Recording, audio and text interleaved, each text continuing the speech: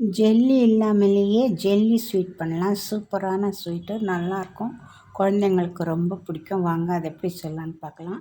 அஸ்ஸலாமு அலைக்கும். Welcome to Anamika channel. 1 cup பச்சரிசி எடுத்திருக்கேன். அதை நல்லா கழுவி வச்சுருக்கேன். நல்லா சுத்தம் பண்ணி கழுவி வச்சுருக்கேன்.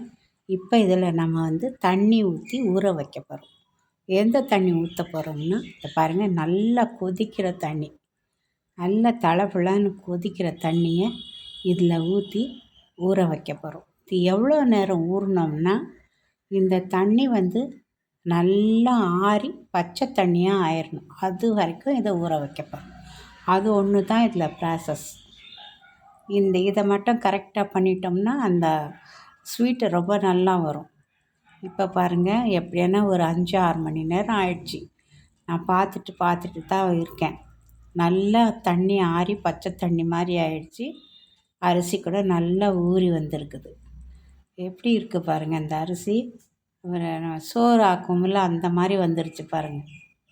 இப்போ இந்த தண்ணி எல்லாத்தையும் நம்ம எடுத்துடணும். எடுத்துட்டு நான் 3 இந்த 1 கப் அரிசிக்கு 3 கப்பு தேங்காய் பால் எடுத்து வச்சுருக்கேன். இந்த தேங்காய் பால் ஊற்றி தான் இதை நம்ம அரைக்க போகிறோம். வாங்க அதை அரைச்சிக்கலாம். இப்போ நான் அரைச்சிட்டேன்.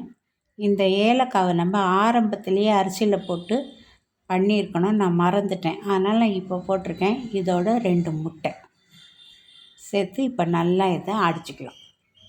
இப்போ இந்த ஏலக்காய் இப்போ இதில் சரியாகவே அரையாது. அதனால் நீங்கள் அரிசி போடும்போதே நீங்கள் ஏலக்காவை கூட சேர்த்துக்கோங்க. இப்போ இதை நல்லா நம்ம மிக்ஸி ஜாரில் போட்டு நல்லா அடிச்சுக்கலாம்.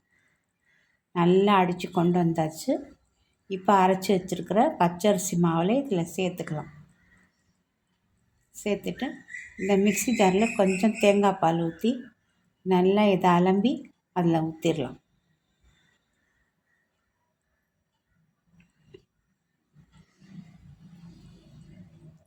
இப்போ இதை நல்லா கலந்து விட்டுக்கலாம்.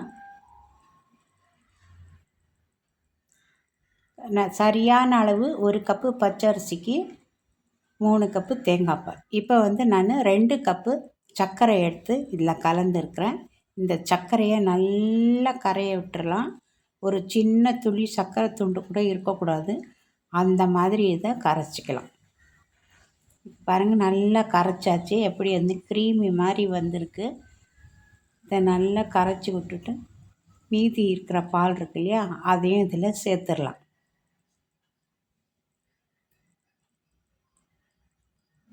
சேர்த்தியத்தையும் நல்லா கலந்துட்டுருக்கோம். இது பச்சரிசி மாவுங்கிறதுனால அடிக்கடிக்கு கீழே போய் நின்றுடும். இந்த மாவு தனியாக நின்றுடும். அது நிற்க விடாமல் இதை நம்ம கலந்துக்கிட்டே தான் இருக்கணும். அது ஊற்றும் போது கூட நல்லா கலந்து ஊற்றணும். இப்போ இதை வடிகட்டிக்கலாம். நான் மாவு சல்லடையில் தான் வடிகட்டுறேன். பாருங்கள், அந்த ஏலக்காய், அந்த தோல் எல்லாமே வந்துடுச்சு பாருங்கள். இது நீங்கள் அரிசியில் போடும்போது வராது, அவ்வளோவா வராது. தோல் மட்டும் கொஞ்சம் வரும், அந்த விதையெல்லாம் வராது. நான் கடைசியாக போட்டதுனால இப்படி வந்திருக்கு. நீங்கள் அரிசி போடும்போதே ஏலக்காயும் சேர்த்து அரைச்சிக்கோங்க. இப்போ இதை நல்லா பாருங்கள், கீழே கட்டியாக நின்றுடுச்சு. அதனால் இதை நல்லா கலந்து விட்டுக்கலாம். நான் 3 தடவை இந்த மாதிரி வடிகட்டினேன். ஆனால் ஒரு தடவை வடிகட்டினதுலே எல்லாமே வந்துருச்சு. 2வது தடவை வரல. ஆனாலும் கூட நான் 3 வாட்டி இதை வடிகட்டினேன்.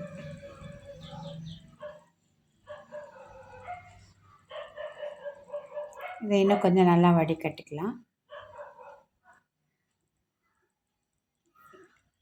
இதெல்லாம் எடுத்து போட்டுடலாம்.